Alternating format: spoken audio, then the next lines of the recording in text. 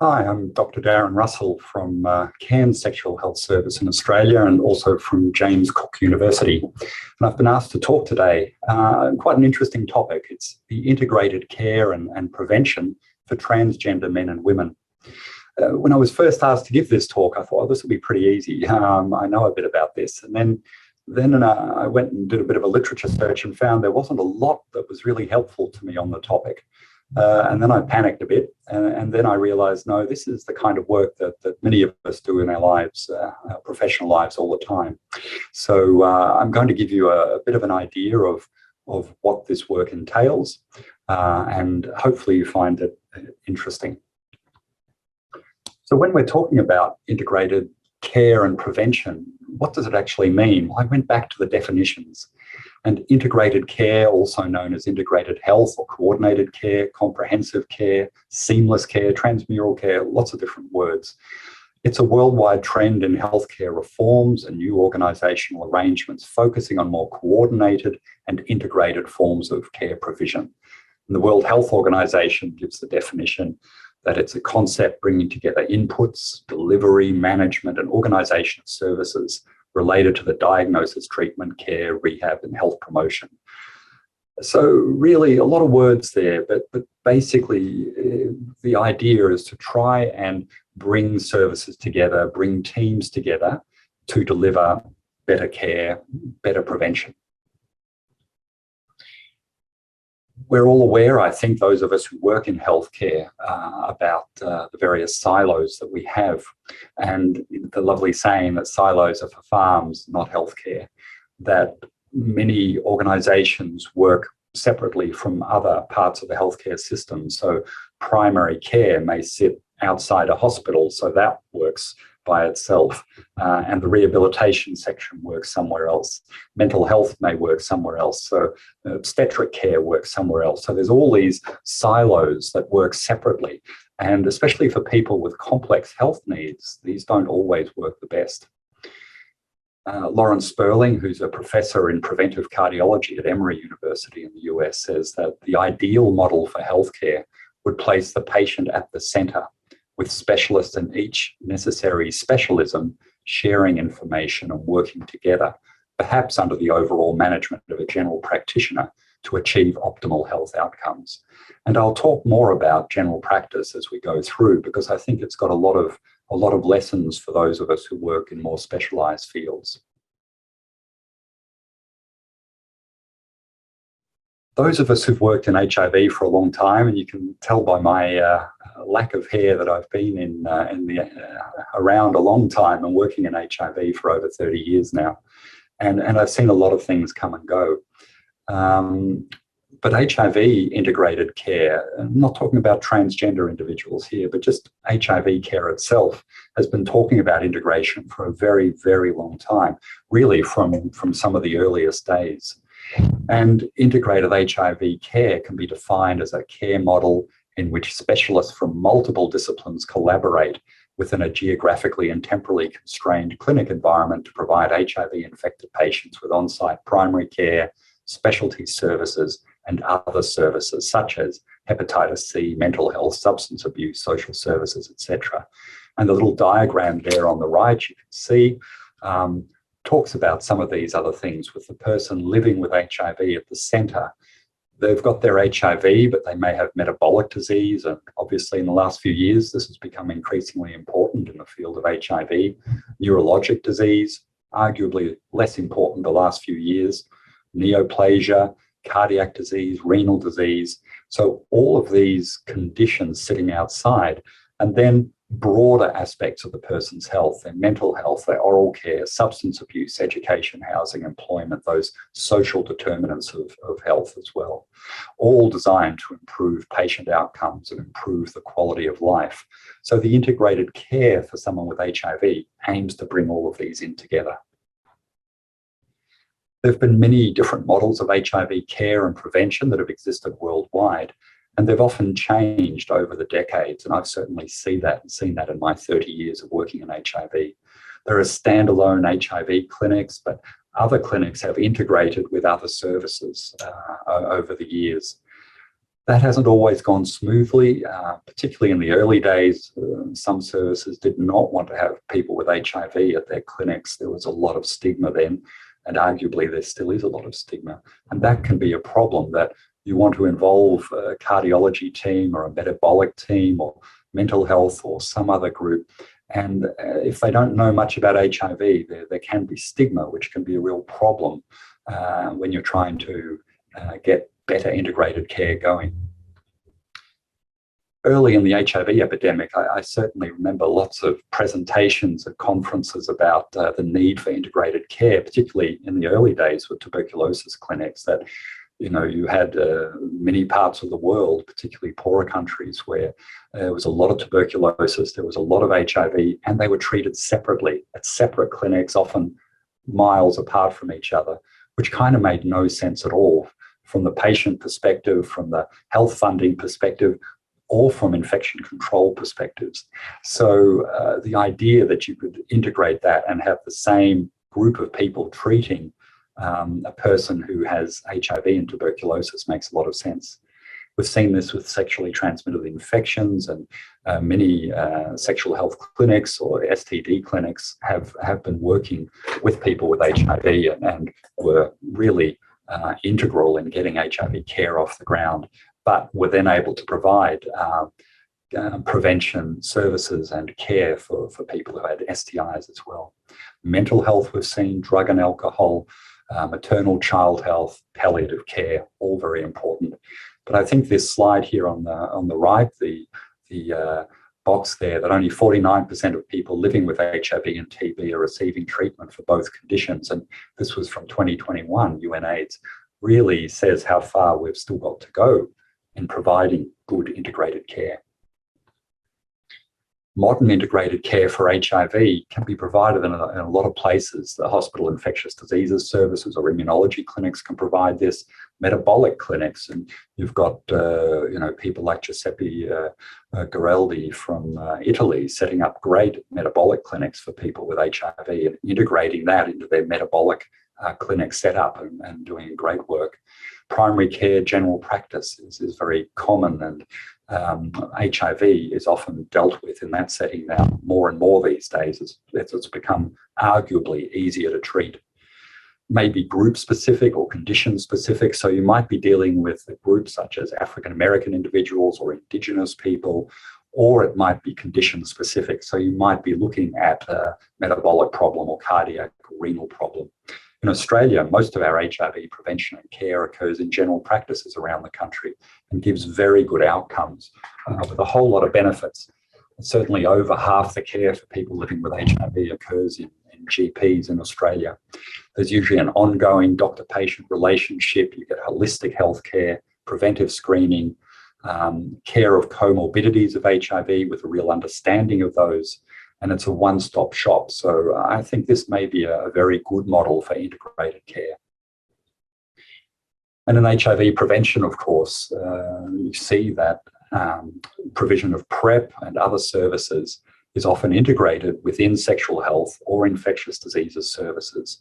But again, we're seeing new changes occurring in the way that care is given. Standalone pop-up PrEP clinics are occurring around the world, services targeted specifically for gay men or for young people or African Americans or other groups within the community, for women, for example. And to me, they do seem centered more about populations, which makes sense because people going on to PrEP, by and large, are healthy people without health problems. So the integration occurs at the level of a population rather than a condition, which you might see for those who are living with HIV. There's also injectable and other long-acting PrEP that we're seeing now, and we don't quite know how that's going to evolve, but that may change the model that we're seeing. What about transgender care? I mean, that's what I'm here to talk about. So I've talked about integrated care for HIV, but what about transgender folk? What would that look like? On the left here, you see a number of disparate services, again, all sitting apart.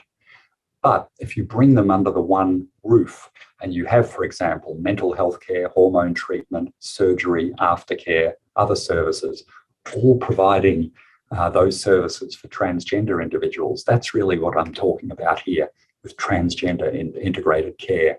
the provision of hormone treatment, perhaps mental health care, surgery or aftercare, HIV prevention and PrEP, HIV treatment, STI screening, possibly TB diagnosis and treatment in some parts of the world, reproductive health, so family planning and pregnancy care, primary care services, and nowadays, of course, COVID-19 prevention, so vaccination, or increasingly in the future, oral treatments for COVID-19 for the transgender population. These are some of the conditions or some of the things that we can talk about when we're talking about transgender integrated care. I think in many ways, a lot of transgender folk have just been a kind of afterthought for health services. It's like, oh, we don't really know what to do with our transgender individuals. We should try and set something up for them. So they haven't been front of mind over the past few decades, but increasingly are becoming so as the trans community demands that their health needs are better met. And going alongside this, I think in some parts of the world, the LGBT services that were often targeted, particularly to gay men, possibly lesbians, may be seeing fewer of those individuals because they're more mainstream these days, in some parts of the world, certainly.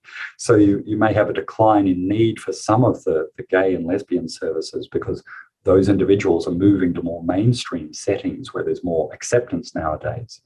But that leaves a gap then, and that can be filled by the transgender individuals whose health needs are significant. The CDC, and this is a screenshot of the CDC HIV Prevention and Care for the Transgender Population webpage. So the CDC in America has very good information there about HIV prevention and care for the transgender population. So I'd really recommend, if you want to have a look at that, it's got some very good information, including some good tables on antiretroviral care and gender-affirming hormones, so estrogen, testosterone, testosterone blockers, and so on, and the drug-drug interactions and how they work together. I'm not going to go through all that, but very good information there if you're after specific stuff. There have been a lot of barriers to HIV care for transgender individuals, and a lot of trans people have experienced stigma and past negative experiences, discrimination, being called the wrong name or pronoun, being verbally harassed, being asked quite invasive questions, or even submitted to genital examinations and things like this. And for many trans people, their gender-affirming therapy is a much higher priority than their HIV treatment. They're more important for them that they continue their hormonal treatment. And there's certainly been a lot of adverse concerns rather about adverse interactions between antiretrovirals and GAH, which is gender-affirming hormones, so again, estrogen, testosterone, etc. And concerns are very common, and one study found 40% of trans women did not take their ARVs because of these concerns, so they do need to be addressed.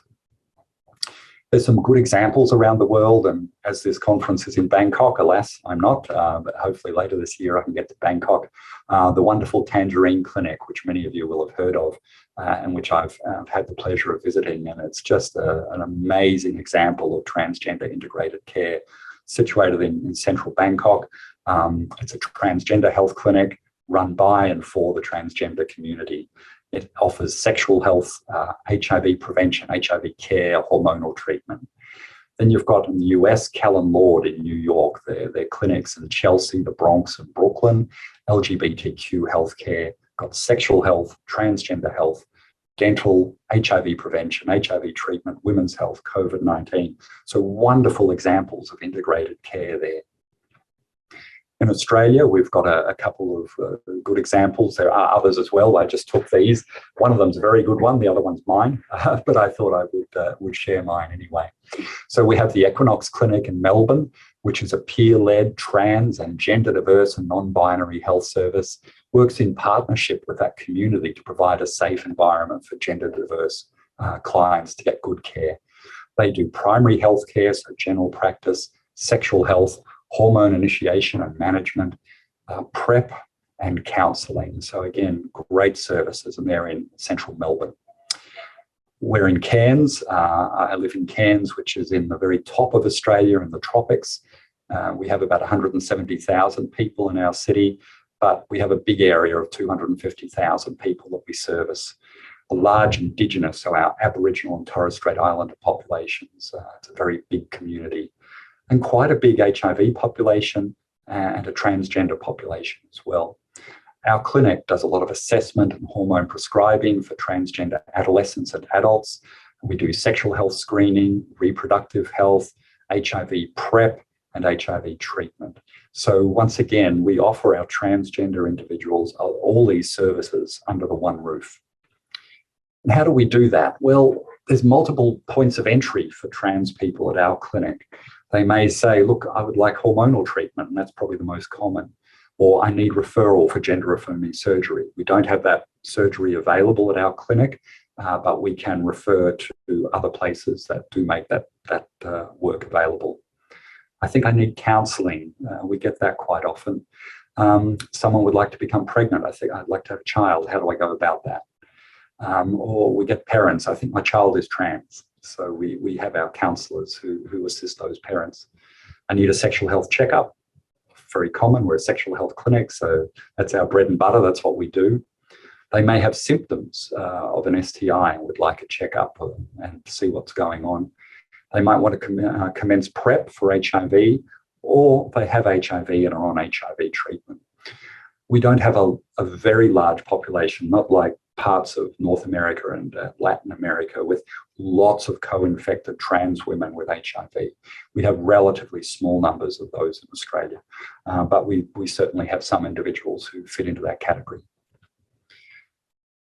The picture here is of Raylene, one of our nurses with the trans flag there. All our staff are trained to deal with requests by transgender individuals.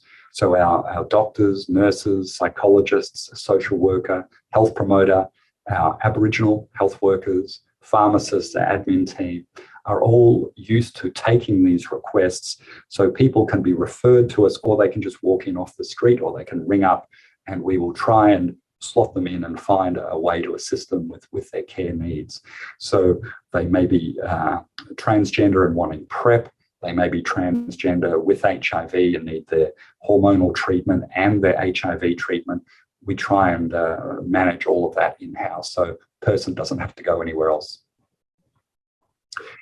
And I thought I should actually ask my patients. I was asked to give this talk, so as I've seen some of my HIV positive patients or PrEP patients or others coming through who are transgender, I've asked them, what about integrated care or the ability to have a lot of their healthcare needs met under the one roof?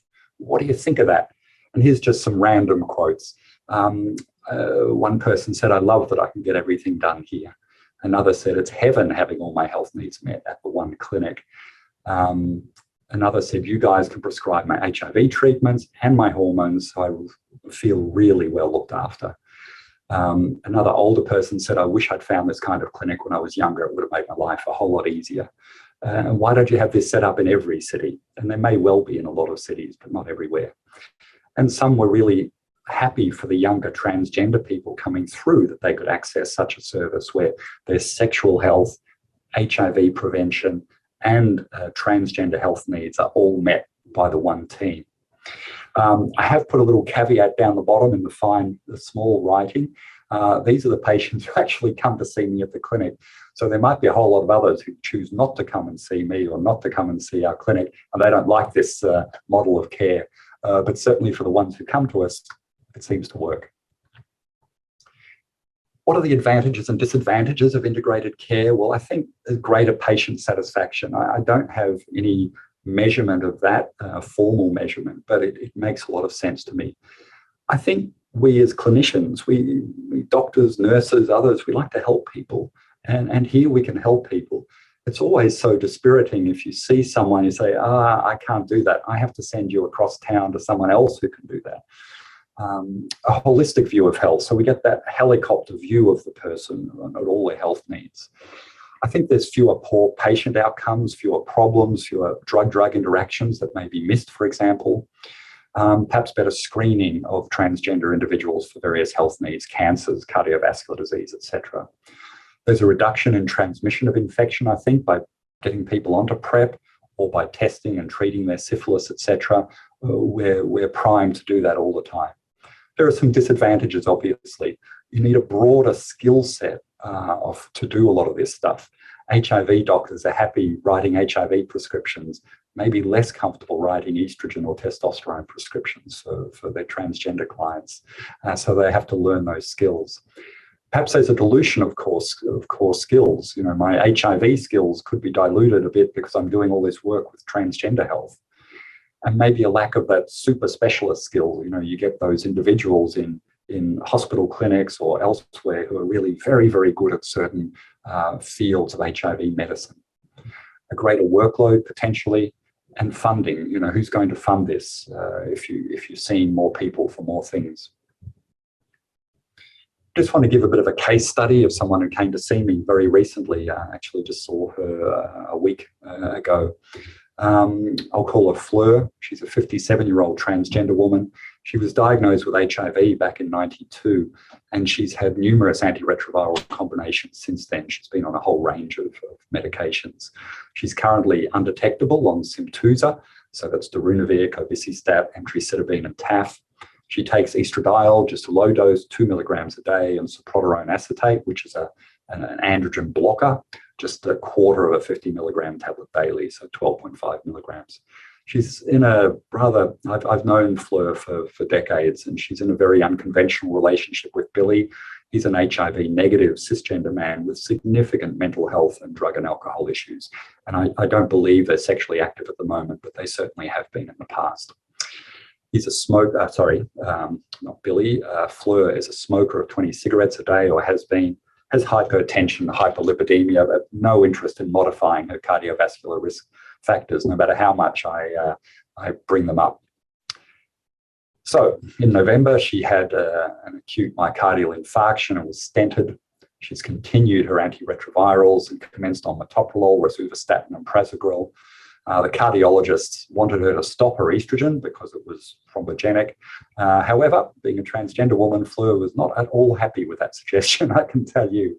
So they didn't know what to do, so they referred her back to me as her treating physician. I had a chat with Fleur. We continued her antiplatelet therapy and her estrogen therapy because it's so important to her. We reduced her rosuvastatin dose because there's a cobicistat interaction. We need to monitor her blood pressure because there's a metoprolol interaction with the estrogen.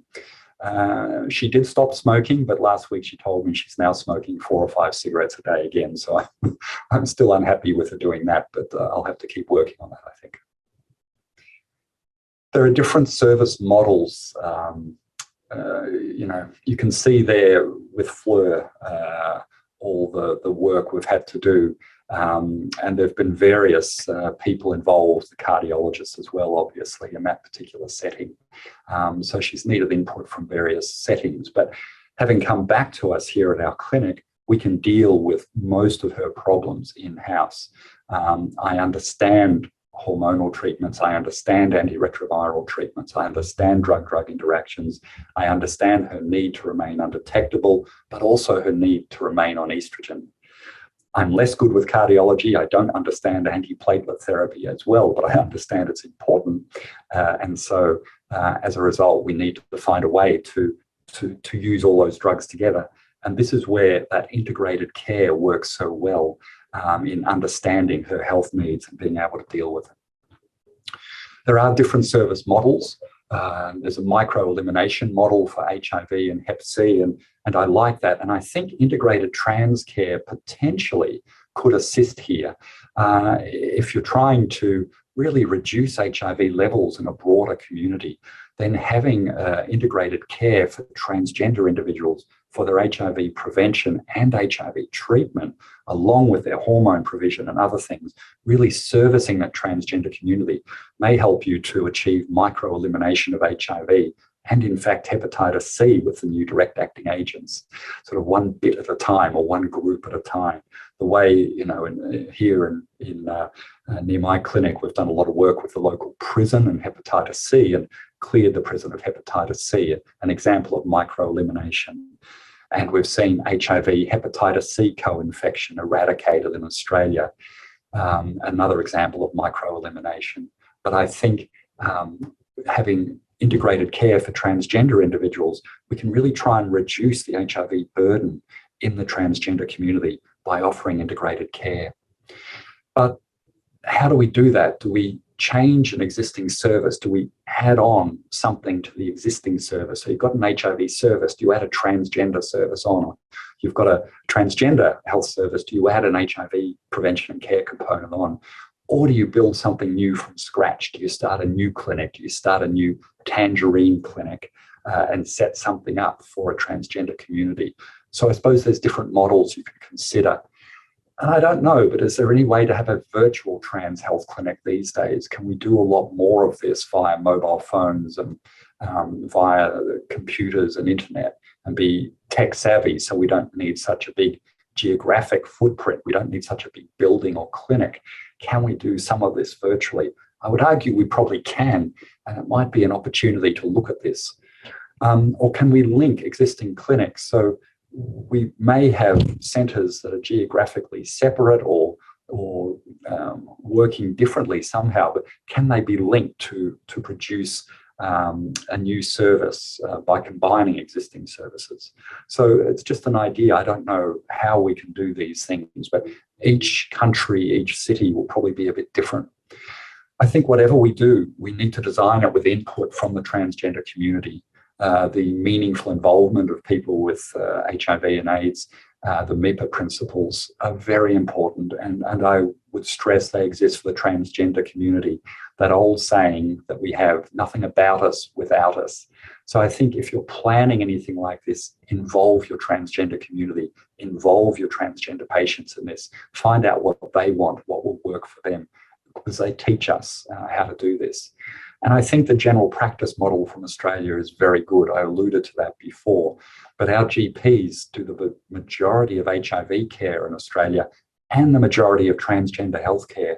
So they're already offering those services under the one roof. So for our general practitioners, it's often no big leap to offer integrated care, and they arguably do it better than just about anyone.